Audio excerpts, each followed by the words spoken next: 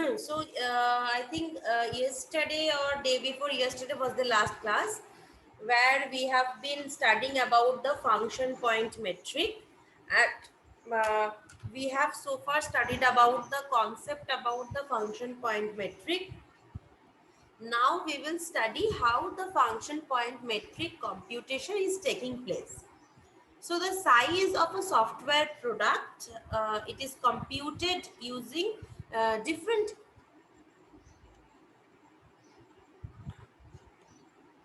people who are giving attendance in the chat box. I am very much amused to see that after so many classes you do not know also that I shared the QR code and the last section of my class of daily lectures.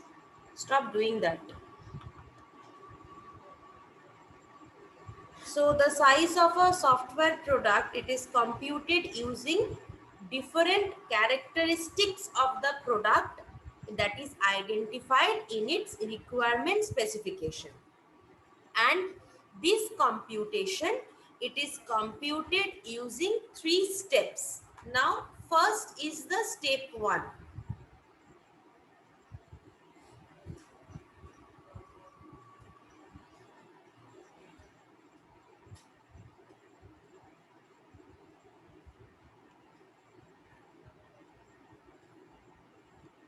So in step 1, what happens is first we compute the UFP.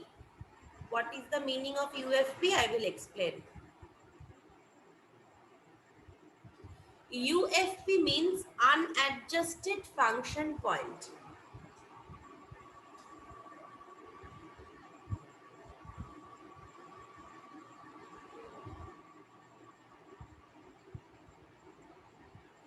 So during a heuristic expression, we first compute the UFP. Then in step 2, we do what? We refine this UFP. So in order to reflect the actual complexities of the different parameters which is used in this UFP computation, we refine the UFP which we have just computed from step 1. And in step 3, we do what? We finally compute our FP by further refining the UFP in order to take into account for the specific characteristics of the project. Those characteristics that can influence my entire development effort, taking into account those characteristics, I further refine my UFP, and after further refinement, the thing we get is known as FP, function point metric.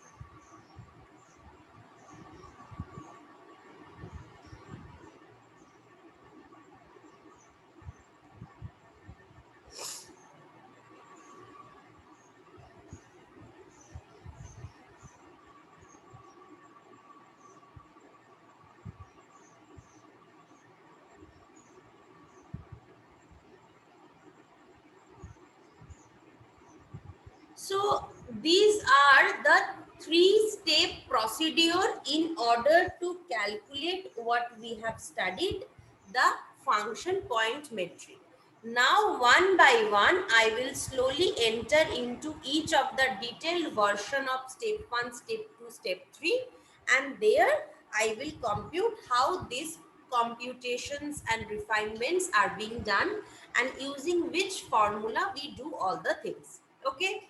So let us just go to step 1 first.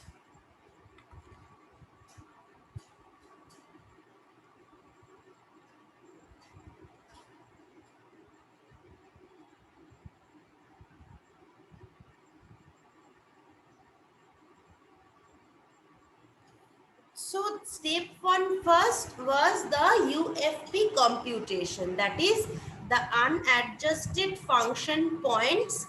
It is computed as the sum of, as the addition of 5 characteristics of the product. Now these weights that are associated with the 5 characteristics are determined by Jagdish Albrecht, who has proposed this function point matrix through different data gathered from many projects. So after analyzing a lot of projects, he has finally come up with one formula using which we calculate it. Now, what is the formula?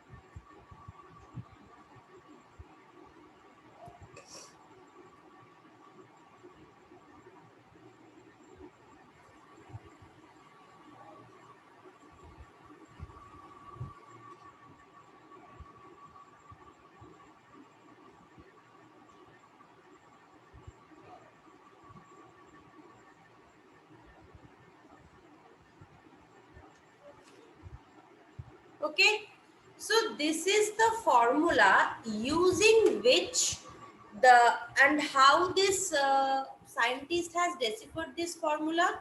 He has done a lot of investigations, lot of analysis, lot of what will I say, empirical heuristic expressions, formulas, and after that he has derived this formula that we will find the first UFP from in step 1 according to the 5 characteristics associated with any project.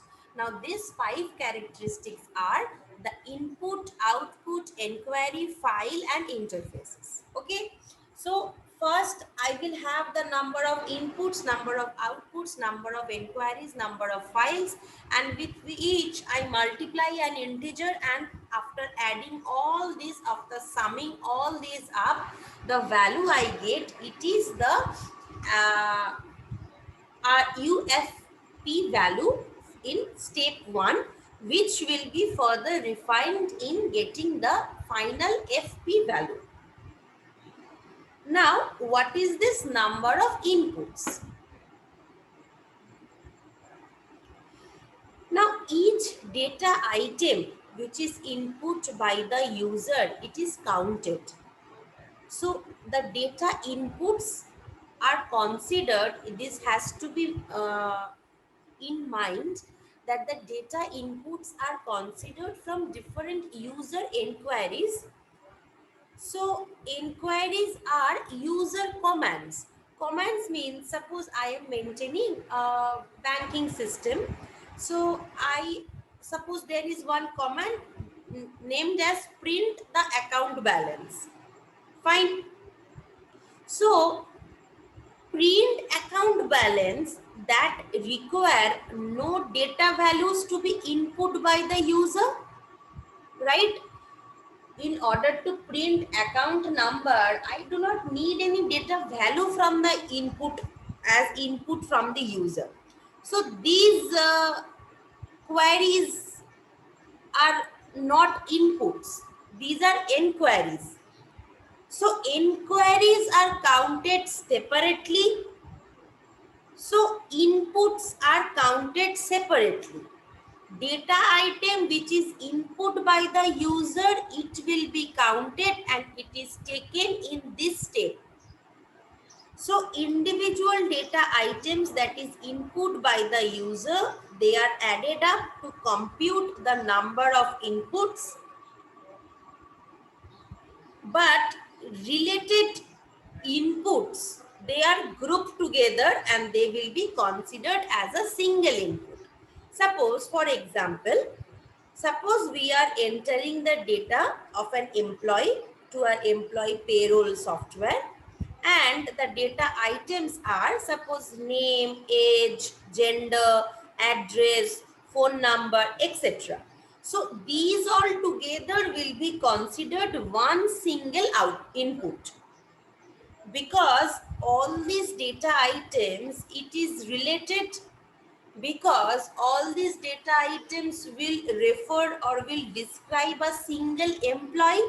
So when I am inputting in my employee payroll software, I will definitely have to input the details of my employee. Now this is one command, right? Input details. After pressing that button or command, all the things will come which is related to one employee only. So these inputs won't be considered as separate. This will be grouped together and will be considered as a single employee. But yes, if there are two employees, the two employees will be two different inputs. But for one employee, the number of inputs is 1. Okay. So next line is the number of outputs. Now these outputs, these are considered as, suppose, the reports which is printed, the screen outputs which is showing, the error messages which are produced. So all these comes under the section of number of outputs.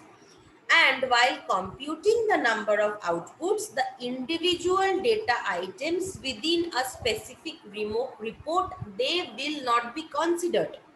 A set of related data item is counted as a single output. So again, suppose if I am printing the details of our employee, and in that details I will have name, address, gender, age, so on, so on. So each and everything is displayed, but each and everything that is displayed is not my output, not considered as separate output. Again, group of related data is considered to be a single output. So one employee details, if it is displayed, or one employee salary, if it is displayed, it is one output, and another employee salary, if it is displayed, is a second output. But if one employee, all the rows of the details are displayed, it is not so many outputs. Okay. Next is number of inquiries. Now, as we have just said that an inquiry is a user command and it requires some actions to be performed by the system. So, suppose print account balance, print all the student grades, display the rank holder names in this batch.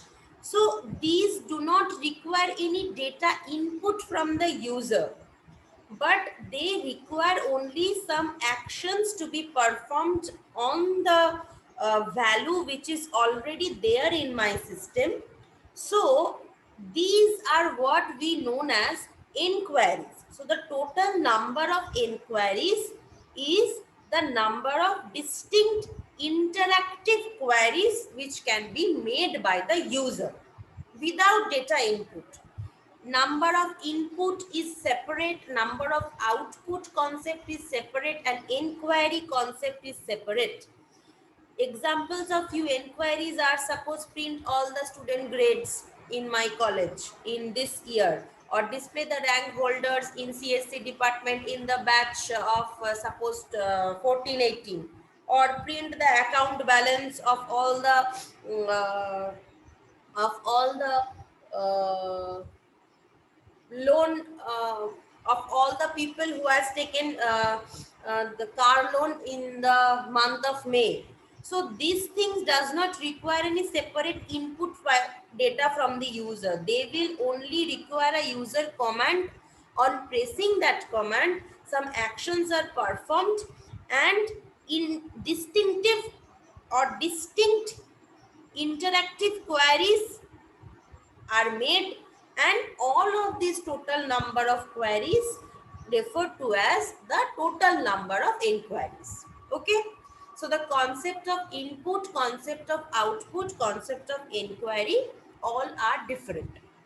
Next comes the number of files. Now files here are referred to not as physical files, it is referred to as logical files.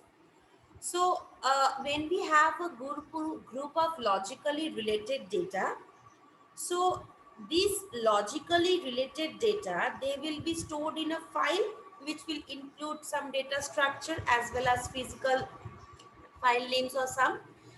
These number of files which one inquiry or one command will have to access in order to give the result for that inquiry, that is referred to as the number of files. And what are the number of interfaces?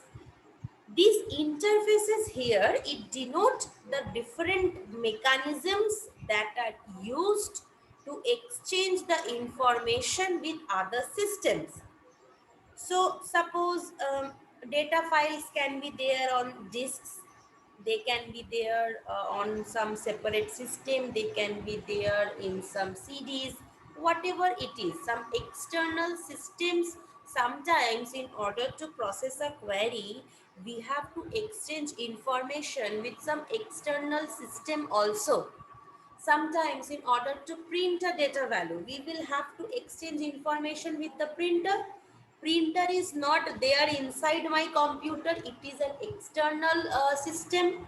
So here the interface between my computer and the printer needs to be established, needs to be present, needs to be executed, then only I can print my all the reports.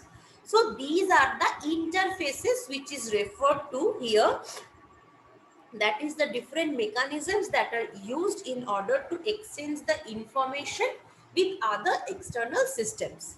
Okay, so these are the concept of step 1. How are we going to understand what are input, what are output, what are inquiry, what are file, and what are interfaces, and how can I count the number of each of these things? Input, just a small brush up I will again do. Input means the number of input. Suppose you have a employee role payout role software, and there you, in order to register an employee, you need to input all the details of that employee, starting from his name to his Aadhaar card, address, age, phone number, gender, everything. These all are inputs to the system, and these all separate data items are not counted as individual, but all the related information pertaining to one employee is considered as one single input, because inputs in groups I will consider. Same is case of output. Suppose I want to print the report about the details of the employee who has joined in the last year. So a lot of rows will be printed, his picture, his name, his address, all these things are not separate outputs. One function which will give me one type of output is considered as one output, that is related information in a group is considered as one output. Next is the inquiries. What is an inquiry? Inquiries are user commands, but they do not require any data input to be given separately by the user, but they need to perform some actions on the use of the system in order to give the result to the user. Suppose I want that how many number of students have been enrolled in this year in my institute. This query will run on my entire database, which is already given as an input to my system, and it will suppose give me a figure 285, 265, or there is another input that who are the people who are secured above above 80 percentage in all the batches in my last year result. So this is another type of inquiries. It also doesn't require any input to be given by the user, but whatever value it already has in the database, it will take actions depending on the system values which is already there. So these are termed as inquiries, which are user commands, but they do not require any data input to be given, but they perform some actions on the system based on what query is coming. Okay. Next is files, where we have said that any logical informations, they are definitely, after following some data structure, they are definitely stored somewhere, and in order to access the data, we need to access several files in our system. Those files and said to be as the number of files which are needed in order to access one input or one inquiry. Okay, and number of interfaces is, suppose in my system I am working and my system is attached with some other systems as well. Suppose a separate computer or a separate printer or a separate Xerox machine, whatever it is. So any query, so these interfaces will denote that in what ways my system is exchanging, or in how many ways, in how many inquiries is my system exchanging information with other systems with which it is interfaced or attached. Those counts I will refer to as my number of interfaces. Okay, so this was the detailed elaboration of how each and everything distinctly we can compute from a given project. Fine. Next is step 2. Step 2 means we will, whatever UFP we have calculated in step 1, we will be refining that UFP.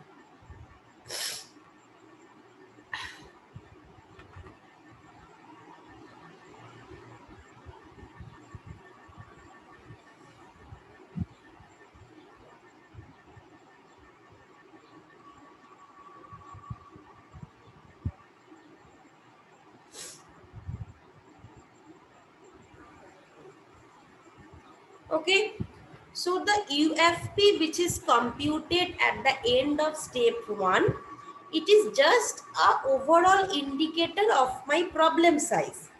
This UFP needs to be refined. So this refinement is definitely possible because each parameter, the input, the output, inquiry, files, interfaces, so each of these 5 parameters, they have been assumed on a average complexity basis. So obviously it is not always, it cannot be always accurately said that yes, I have only 5 types of inquiries from my user. It cannot be said, right? So on an average basis, the values, that is a number of input, output, inquiry, so these values has been computed. So suppose some input values are complex and some input values are simple. So this issue needs to be taken into account while computing the EFP, because in LOC the concept was that how many lines of codes are there, depending on that I will say what is my project size. But in function point metric, the complexities that are attached in order to calculate a complex program and the lesser complexities attached in order to compute a easier program, we take those things into account. So we say function point metric is much better than LOC. So the thing which we will take into account now, UFP should be refined by taking into account these complexities of the parameters. The parameters which we have computed, the complexities associated with these things should also take into account the complexities. That is, if it is a simple inquiry, it is a simple effort or lesser effort is taken. If it is a more complex inquiry, more effort is taken. So the complexity of each of these parameters is graded into 3 broad categories. So I will grade the complexities of each of the parameters, of each of these 5 parameters, into 3 categories.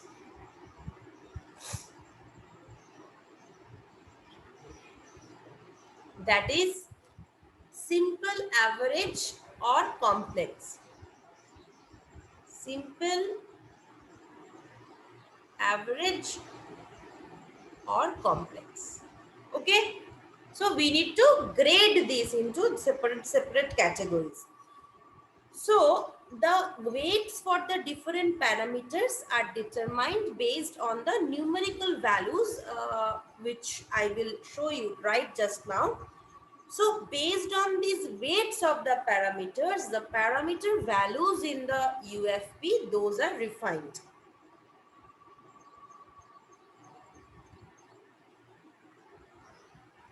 Okay. So how are these refined? I will just show it to you.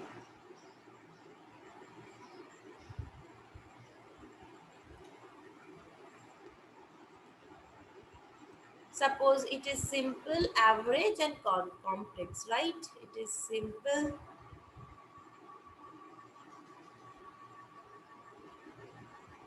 average and complex. So first one was my input, then my output, then my inquiry, right? Then my number of files, and then my number of, 1 minute, then my number of interfaces, right? This was my entire 5 parameters. So this was the value which is decided already.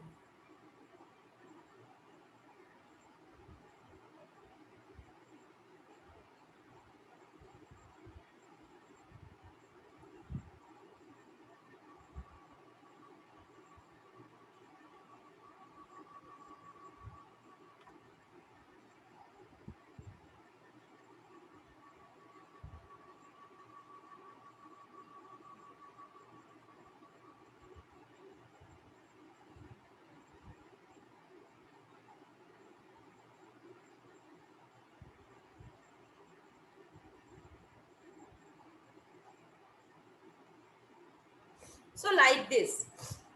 This means the formula which we just learned, we learned the formula that UFP calculations was number of inputs into 4, right?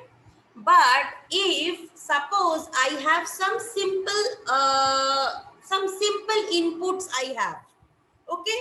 If my number of inputs are very much simple, then I will, instead of being computed as 4 FPs, I will, simple inputs will be computed as into 3. So into 4 I won't do for each and every case. So the formula we learned is number of input into 4. But these 4 we won't be generalizing. If I have few inputs to be simple, with those I will do into 3. If there are few inputs which is average, with those I will do into 4. If there are few inputs which is complex, with those I will do into 6. So according to what category of inputs I am getting, I will multiply that value. So number of output into 5, this won't be generalized again. Number of output into 5, this will change. This 5 will change depending if it is simple, average or complex. If those outputs were of simple term, into 4. If it is of average, into 5. And if it is of complex category, I will do into 7. Okay. So this was the concept, how the refinement just from the generalized formula of UFP calculation. In step 2, after giving, according to this chart, after giving a specific value, specific weight to each of the 3 categories of each of these parameters, how we do the refinement of this calculation. Is this concept clear? Yes or no?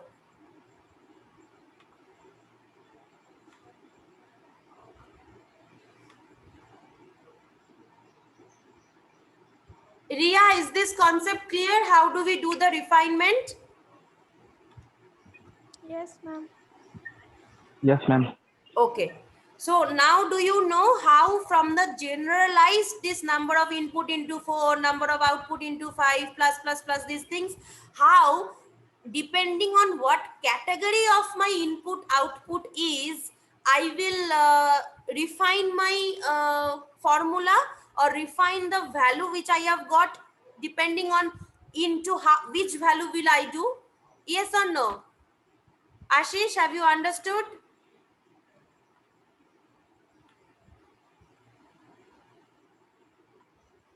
Yes, ma'am. Okay, fine. I will just quickly share the attendance.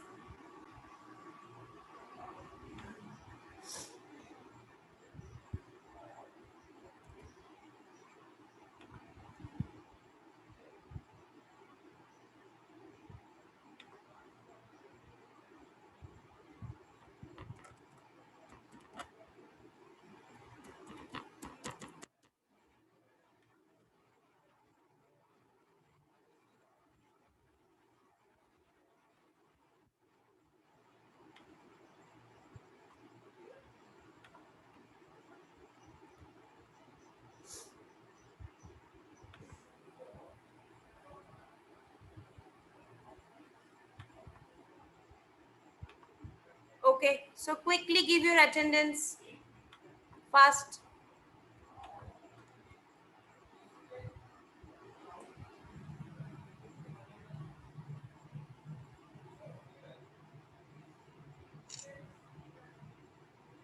People who are able to give their attendance, they may leave the class.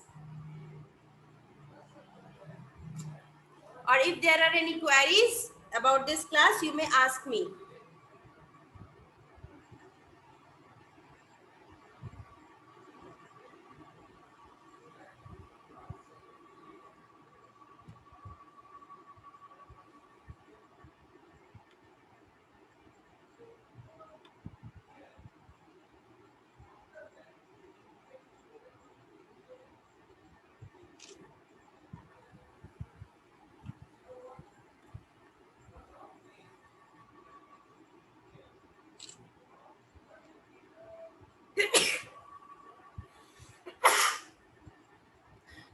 Sorry.